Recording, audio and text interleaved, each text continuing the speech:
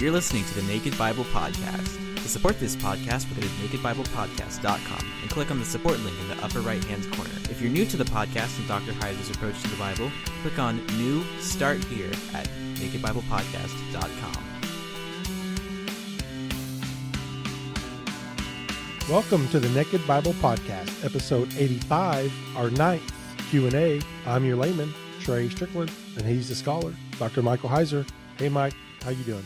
Very good, very good. The 9th Q&A, I can hardly believe it. I know, it's crazy. We're coming up on 1 year, if not, we might already be there. If not, I think our first... Yeah, it's out there because of an over-literalizing of certain passages about the temple, and then you sort of have to ignore the way the New Testament temple talk, and you have to kind of flinch, about the writer of the book of Hebrews and all that stuff. But using the sacrifices, using what Paul does as a wedge, to argue this is really poor thinking, because no matter what Paul did, whether it was Nazirite or something else, it had nothing to do with the kind of forgiveness, the kind of atonement that resulted from the work on the cross, as opposed to what you read in the Old Testament sacrifices. Again, those are largely just about purifying sacred space, making you fit so that you didn't pollute things that had been designated God's domain and God's turf. The next one's from Michael. Do you think that God, who knows all things both real and possible, and knows all the possible decisions that we could make in any given situation, chooses not to know the one decision out of all the possibilities that we will make? Why does God need to decide to not know the decisions we will make? I mean, the question presumes that foreknowledge necessitates predestination. See, God has to unknow that when that actually happens, because if he foreknew that when it happens, it had to be predestinated. The other ones were not. Look, foreknowledge does not necessitate predestination. Even the axiom that the question used, God knows all things real and possible, if that is true, the fact that God knows possibilities and all possibilities don't happen tells you that God's foreknowledge of those possibilities did not result in the predestination of all those possibilities. Foreknowledge and predestination are not inextricably linked. Foreknowledge does not necessitate predestination. God knowing all things real and possible actually undermines that idea. So, God's knowing what choice among all the possible options we will make doesn't require that choice's predestination. Okay, it might have been predestinated. I mean, God is free to do that if he wants to. My point is that it's not required. It's not necessitated. So God doesn't need to unknow things that he foreknows. In my experience, Calvinists, again, who get into these sort of convoluted ideas, they simply assume, and largely just because that's the way the system is taught, they simply assume that foreknowledge and predestination are inextricably linked. But again, you go to passages like 1 Samuel 23, where God clearly foreknows two things that never happen. Okay, it is just not the case. Foreknowledge does not necessitate predestination. Next one is from Sean. Some scholars believe that Jewish religion has evolved over time, eventually ending up at monotheism. The divine council worldview seems to blow this up. It also seems then to discredit that El and Yahweh were not always worshipped concurrently, and that one came after the other and replaced the other. Is this true? If so, then could that be a reason why more scholars seem to not want to accept the binitarian view? Well, the questioner's a little overly optimistic. Most scholars who are of the, it's hard to pick the right terms here. Most, if I say critical scholars, it makes it sound like evangelical scholars aren't critical. If I say non-confessional scholars, it makes it sound like if you're a confessional scholar, you only have to think one way, or you can only think one way. But I'll put it this way. Most non-confessional scholars, in other words, most scholars who aren't committed to some form of what we would loosely call Bible-believing Christianity. Most people who don't fall into that category, they actually think the divine council idea proves the evolutionary idea. They're not afraid of it. They use it to promote the evolutionary idea from polytheism to monotheism, because they look at things like council references. They look at things like more than one Elohim, a bunch of Elohim, flying around. They look at that as polytheism. And then they interpret certain passages in the Old Testament as getting rid of that and evolving toward monotheism. Like Psalm 82, when God sentences the gods to die like men. He says, see, that God says all those gods are going to be put to death. And in the Israelite mind, they were put to death, and we're only left with one. And so we've evolved to monotheism. That's how they'll take Psalm 82. Now they get there because they refuse, or they fail to define Elohim like an Israelite would. Instead, they look at plural Elohim and they assume that the word Elohim has something to do with a unique set of attributes. And, that means there's more than one. There's more than one capital G-O-D here. That's polytheism. Again, what I've been saying, basically my whole academic career is saying, look, that's dumb, because the departed human dead are called Elohim. Obviously, no Israelite is going to think that their dead relative is on par in terms of attributes and characteristics with the God of Israel, or even any other god like Baal. I mean, they're just not the same. Elohim has nothing to do with a set of unique attributes. It really doesn't have to do with specific attributes at all. The reason why so many different things are called Elohim is because Elohim is a term you would use to describe where that entity properly belongs or lives. Every occupant, every disembodied occupant of the spirit world is an Elohim. That's why it's plural, and that's why it gets used that way. But if you're looking at Elohim thinking, I'm going to look at Elohim just like modern Americans or modern Westerners look at the letters G-O and D, because when I see G-O and D, I think of omniscience and omnipotence and omnipresence. And if I put an S on that, we got polytheism. That's actually what they do. You have scholars. I mean, I could give you names. You have scholars that parse a Hebrew word the way a modern Westerner would parse an English word in terms of its meaning. It just doesn't make any sense. And not only that, but they'll somehow ignore or miss all of the divine plurality stuff that shows up after this wonderful evolution to, magnificent monotheism had occurred. Case in point, the Dead Sea Scrolls. I published an article last year. It was part of my dissertation on, hey, look, there are 160 references to plural Elohim in the Dead Sea Scrolls, a couple dozen of which are also in divine council contexts in those texts. So what happened to this wonderful evolution? Didn't the people who produced the Dead Sea Scrolls, didn't they get the memo?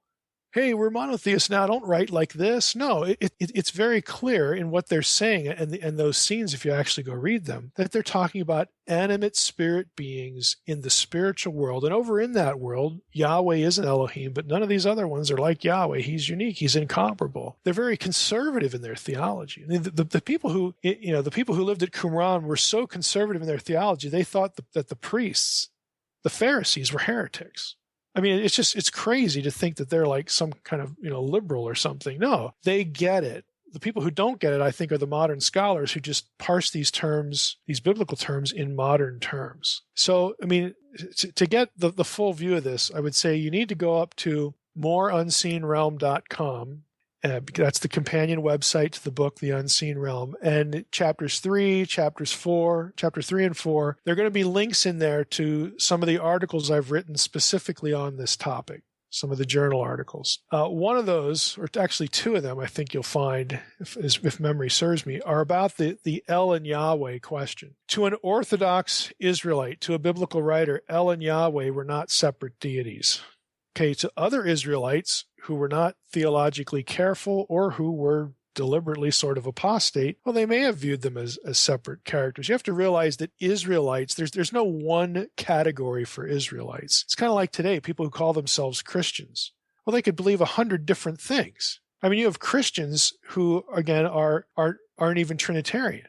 Okay, I still accept Jesus on the cross, but I can't remember what the term is. Certain types of oneness Pentecostals. I mean, they'll insist on embracing the gospel, the work of Jesus on the cross, but yet they'll deny the Trinity. Again, my point is, you have, just as today you have this vast, and in some cases we look at strange variation under one term, in this case Christianity. It's the same thing in the ancient world. what was Israelite religion? Well, it depends who you talk to. Well, if you're talking to the biblical writers and we only know what they think because of the text they gave us that we have. El and Yahweh are not viewed as separate deities. And of course, there are scholars who argue that there are vestiges of this still in the Old Testament. Again, you're going to have to read my articles specifically on that issue to understand why I think that just doesn't make any sense and is actually contradicted by a number of passages in the Old Testament. So divine counsel stuff and the binitarian stuff does not deter people from arguing for an evolution from polytheism to monotheism. In many cases, it encourages them to argue for that. And I've tried to explain here why they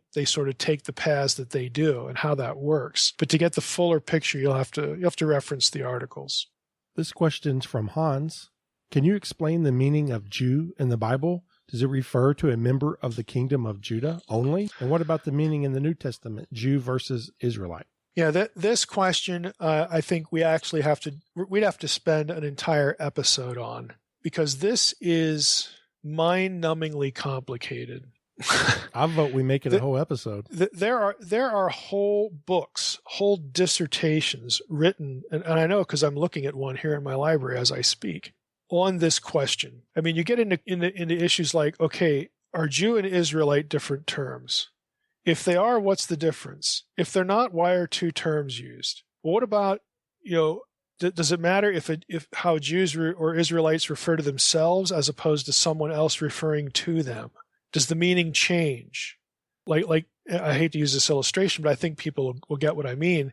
The N word in our culture, if you're black, you can use that in certain contexts because it's a self-reference and it's tolerated and a certain meaning is attributed to it, or meanings. Whereas if you're outside that community, it's offensive to say that. Well, there are meanings of terms that there are terms that mean certain things within a community. You use them of yourself, and things that the same term can mean something different if it's used by outsiders. You got that issue going on. What about Jew versus Judaizer in the New Testament? Are they the same or different? What about Gentiles? How do Gentiles in the New Testament use the term Jew? Again, that's that insider-outsider thing going on. Is the term ethnic or religious or both? I mean, we have even that problem today. Think about what Paul does with the term Jew. I mean, I actually referenced this passage in our last episode in Leviticus, but Romans 2:28. And if you actually go to Romans 2:28, look at how Paul muddies the water. He says here, "For no one is a Jew who is merely one outwardly, nor is circumcision outward and physical, but a Jew is one inwardly, and circumcision is a matter of the heart, by the Spirit, not by the letter." Oh, so in other words, Paul, like a believing Gentile, could be a Jew?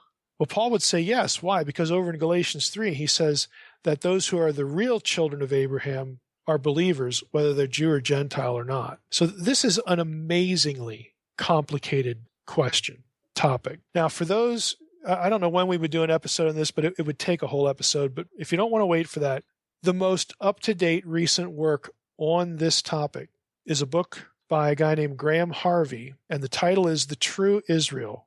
Subtitle, Uses of the Names Jew, Hebrew, and Israel in Ancient Jewish and Early Christian Literature. Now, that's available on Amazon. The hardcover is $252. That's the bad news. But the good news is that if you go up to Amazon, at least in short hearing of this, you can get it for $9.99 in paperback. That's how I got it. So if you want to get a head start and read this is a published dissertation, rewritten for publication. It's a scholarly work. The publisher is Brill, very famous scholarly publisher. Get that book. I will give Trey the link to that on Amazon. Do not spend $250. Watch which buttons you push. Okay, spend your $9.99, get the paperback if you want to jump into the topic now. Unless you've got a nice library that yeah, unless money is no object. If that's the case, no expense. You could send an extra copy to me if you'd like.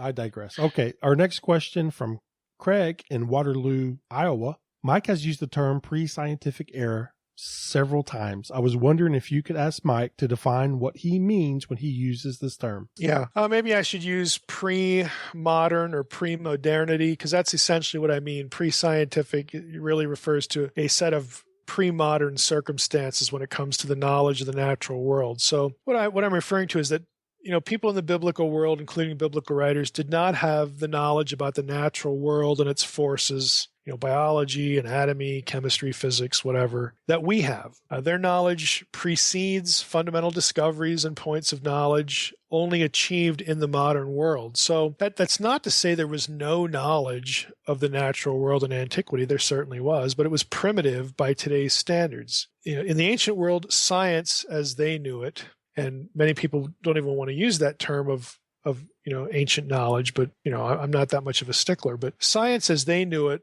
arose from experience of the natural world and the five senses. It did not arise from the scientific method or was not articulated or thought about in terms of discoveries deriving from the scientific method. Example, the ancients did naked eye astronomy and did it really well, but they knew nothing about celestial mechanics and celestial objects beyond the reach of the naked eye. This is why Mesopotamian astronomical texts, and the Mesopotamians and the Babylonians were extraordinarily detailed, the Assyrians, in their astronomy. But you will never find an object beyond Saturn. Why? Because that's all they could see.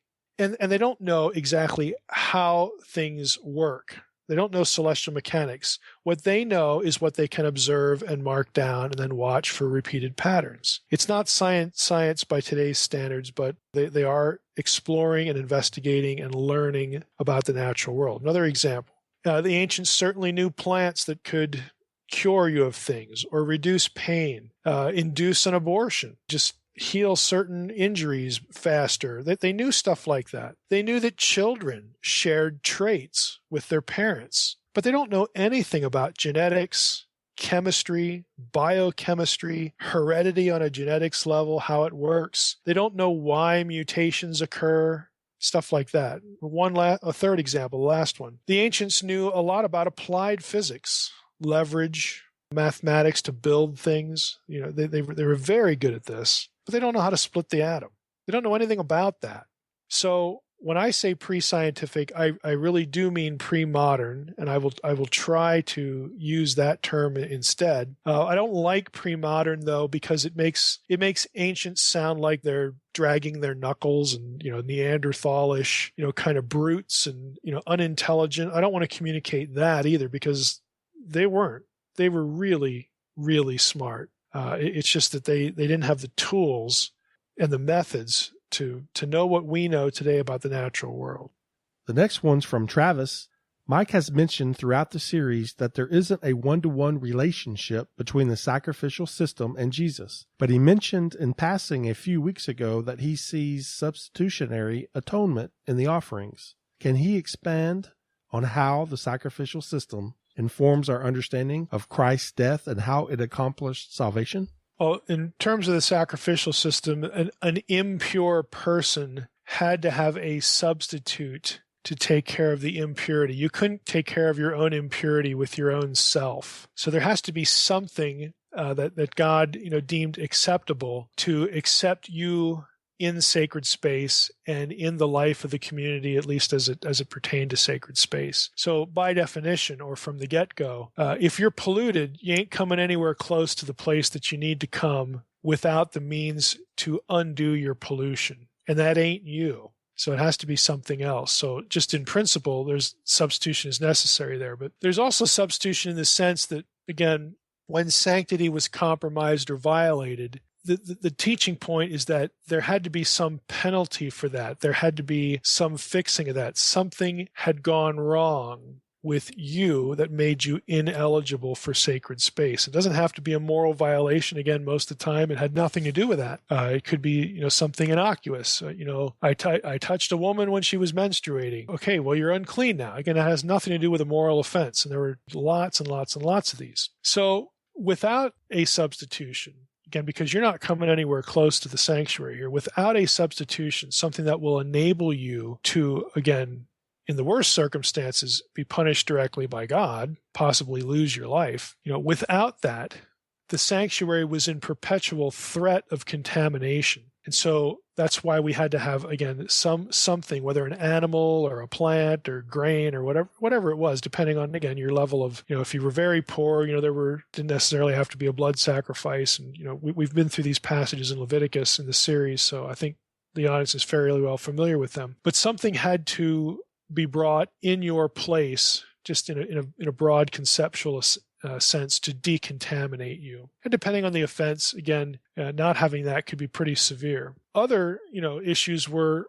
reparations. Okay, let's say you did something where a quote-unquote guilt offering was needed. And again, the better translation of that is the reparation offering. Again, you yourself couldn't make restitution necessarily, depending on what the situation was. And so something had to be brought into the picture to not only rectify the situation, your guilt, but also to compensate either God or compensate the person wronged. So by definition, you have to have something else along with you. Again, these needs and these fixes are, again, conceptually quite distinct, again, from what we're talking about, what the New Testament talks about, what we're talking about, or what the New Testament talks about with what happens on the cross. Yeah, we can talk about Jesus being typologically, our substitute and, our opportunity for redemption. But there are a number of disconnects because of the specific circumstances with the Old Testament system and the all-encompassing nature and the moral nature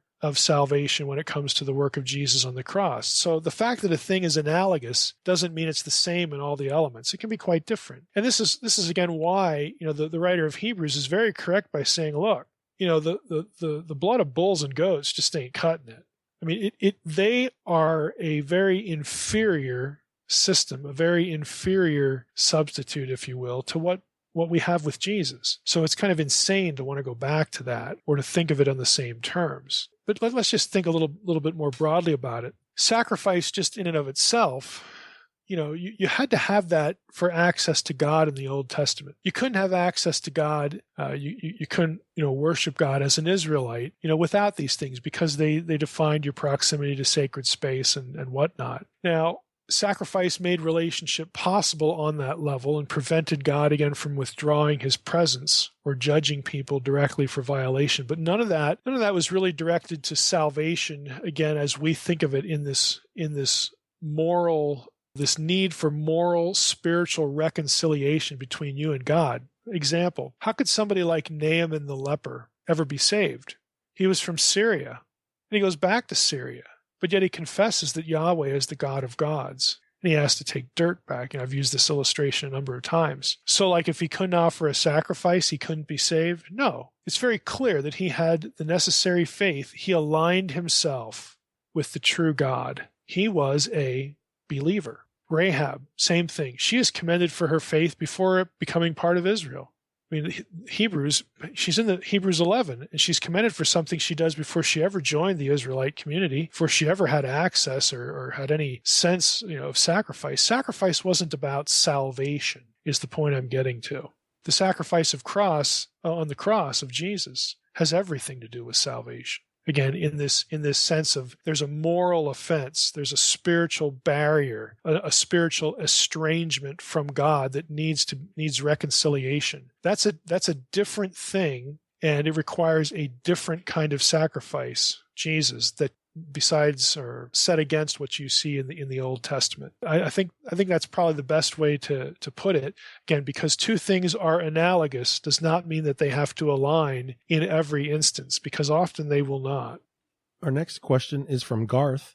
In Leviticus 6, 1-7, these seem like definitive, deliberate acts against the law, except for the realizing language, which connotes that the acts were actually unintentional and thus how it fits in with these other restitution offerings. Mm-hmm. The ESV shows the possibility of unintentionally much better than many other translations like the NIV, where the realizing aspect is simply stated as becomes guilty. Mm-hmm. Yeah, there is something of a translation variance. I actually mentioned this exception in one of the episodes in Leviticus. I don't recall which one, but I said something about if the person felt guilty and confessed, then expiation was allowed in certain cases where a violation happened to be deliberate. But the reverse is also true. If there was no confession of the act, then bringing a sacrifice accomplished nothing. So these verses make confession mandatory for being factored into sacrifice in these situations because there was no witness in the circumstance. My larger point about unintentionality, it's sort of negatively stated, which might be confusing, but high-handed sins, again,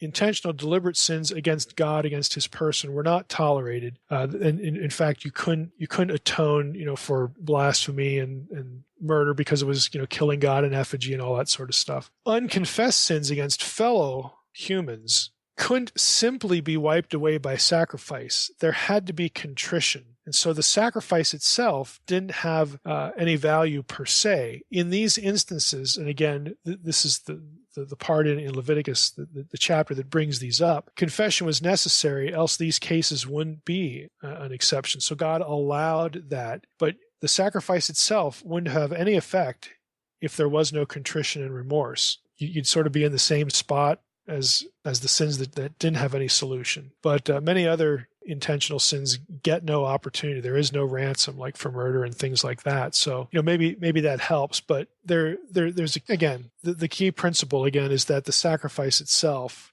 doesn't take care of this intentional act without, and God allows this, without some evidence of contrition in the specific cases mentioned in those verses. Okay, the last question is from Greg. I just listened to Leviticus 11 podcast concerning dietary laws. In the flood story of Genesis, Noah takes 7 pairs of clean animals into the ark. This was centuries before the dietary laws were given at Sinai. How did Noah know what was clean or not? I'm assuming God told him, but the Bible is silent on the matter. Yeah, this is actually a nice catch by the questioner, because this is yet another reason why many people believe that Genesis 6 through 8, really Genesis 1 through 11, was composed after the Mosaic era. Now, I personally think, and I've said this before, that Genesis 1 through 11 is at least predominantly post-Mosaic because of the repeated Babylonian context for basically everything in there, most everything in there. And the context of Moses is not Babylonian, it's Egyptian. So having said that, there are actually a couple ways you could look at this. I mean, again, most scholars are going to look at this and say, well, yeah, it's there because, it was written later and it's trying to link what's happening here to the system of clean and unclean so that we know Noah was a good guy, that kind of thing. He wouldn't offer an unclean sacrifice. So again, let's just start there. You'll notice, again, if you read through that, not only this passage that's specifically quoted, which I believe would be Genesis 7:2, but also in chapter 8, the clean or unclean animals here do not refer really to food, to animals being consumed. The reference here isn't to food laws. Permission to eat was apparently, at least from the biblical text, only given by God after the flood. So the clean and unclean animals that are loaded onto the ark don't have anything to do with what you're going to eat. The point of them is sacrifice. So if you go to Genesis 7:2, for instance, and I'll turn there real quickly and read the statement that's made. Well, let's just start in verse 1. Then the Lord said to Noah, "Go into the ark, you and all your household, for I have seen that you are righteous before me in this generation. Take with you 7 pairs of all clean animals, the male and his mate, and a pair of the animals that are not clean, the male and his mate," so on and so forth. So, this is obviously, before the flood, it's a precursor, and the permission to eat meat had not yet been given. So you can't really presume that the clean and unclean distinction here is about food laws, is the point. So, how do we account for this? Again, one view is that this is here, and it refers to sacrifice because it doesn't refer to food. It refers to sacrifice. Of course, we don't have a sacrificial system yet. You only get that with Moses. So this must be post-Mosaic.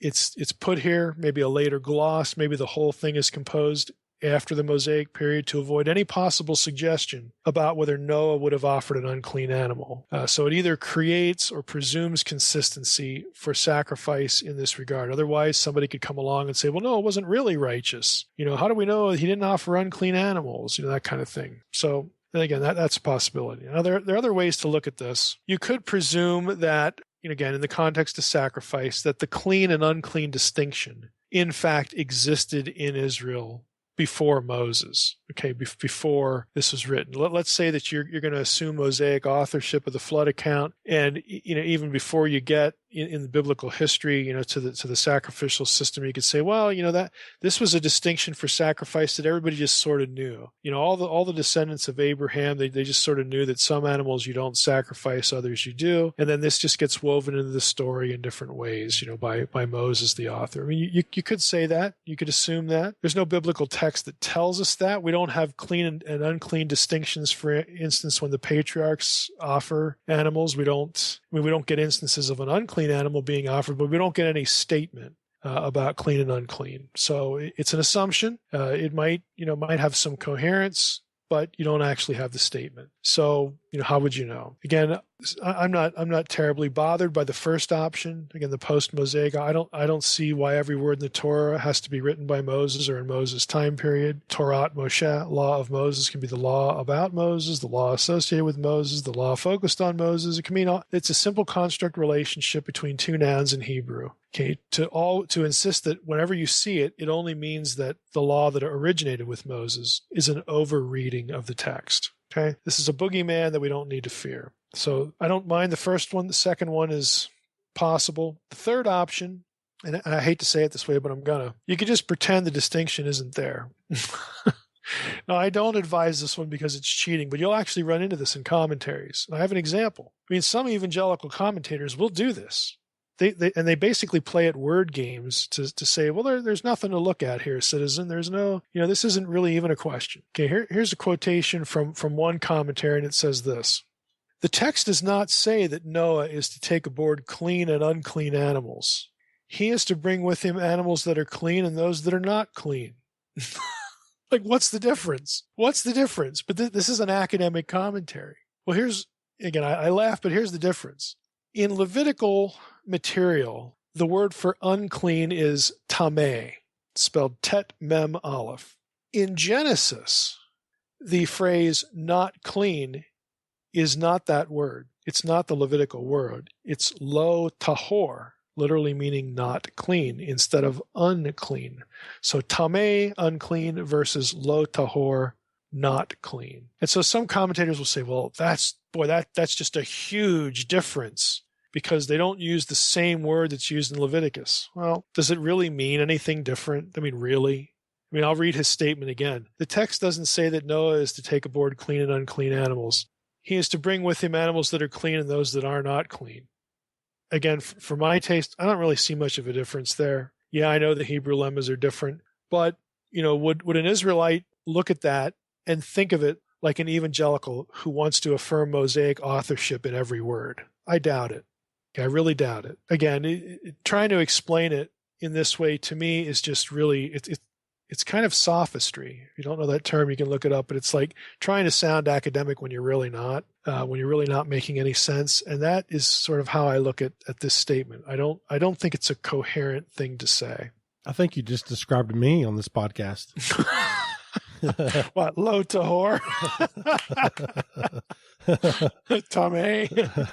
Mike, do you have time for one more question? Sure. Okay, this one's from me. Can you expound on what Jesus said in the New Testament about Leviticus 24, the eye for an eye language and turning the other cheek? You have heard that it was said, an eye for an eye and a tooth for a tooth, but I say unto you, do not resist the one who is evil, but if anyone slaps you on the right cheek, turn to him also the other. Okay, the cheek idea is not at least that I can tell. I'm looking up cross-references here. I don't see that it's drawn anywhere from the Old Testament. So I don't think he's quoting anything, that we could sort of go back to in Leviticus. You're not going to have this come from Leviticus. I think the way I'd answer this is, if you recall, in the last episode, there was this debate in the rabbinic community about whether lex talionis, eye for eye kind of language, was meant to be literal, or whether you could interpret that as being some sort of compensation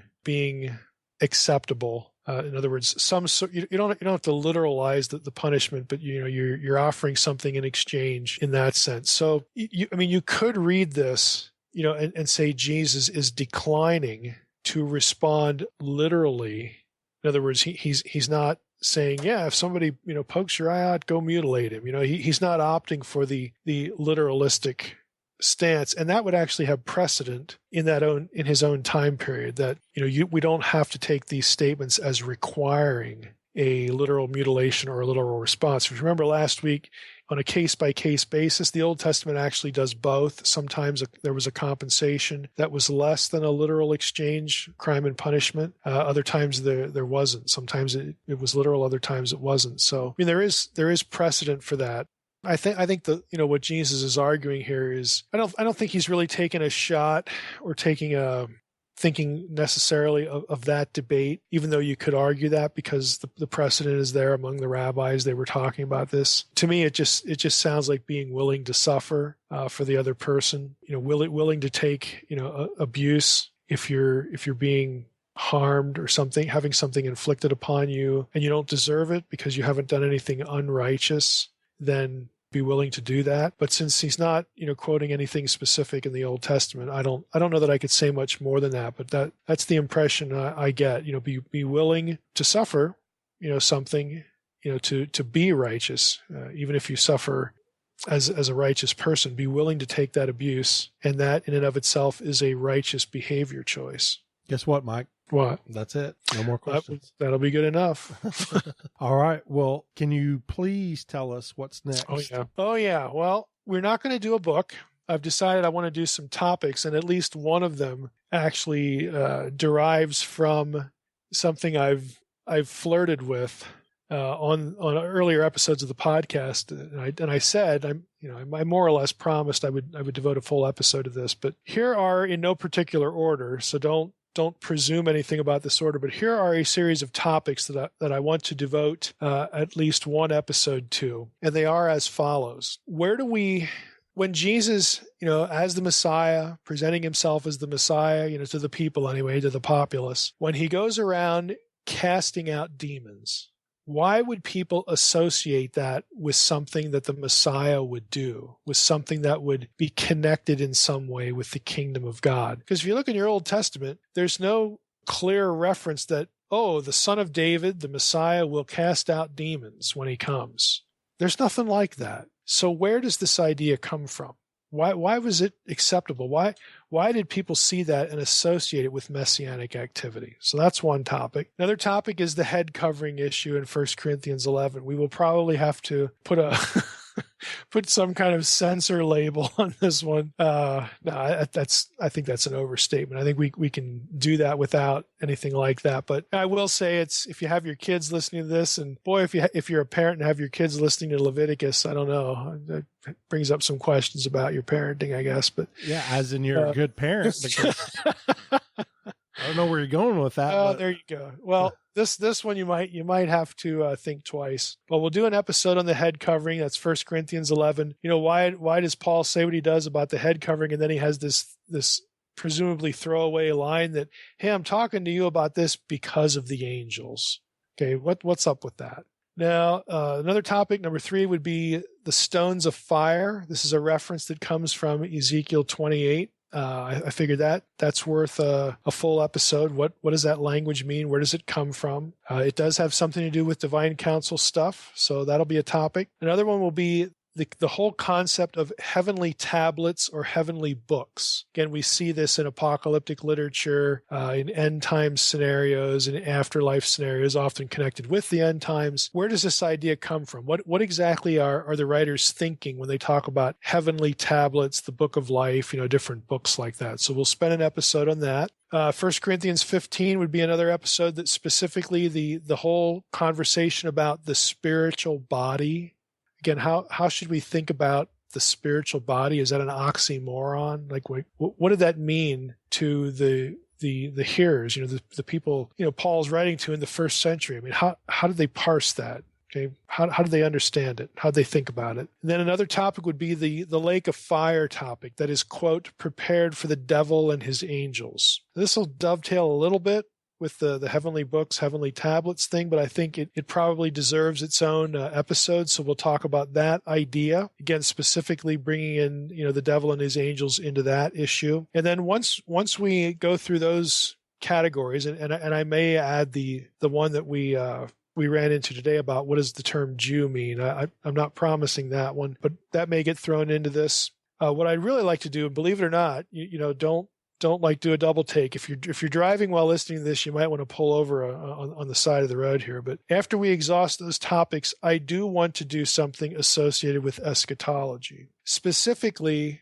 and we got into this the last episode when we did Leviticus 26 and 27 about this idea of what is the exile.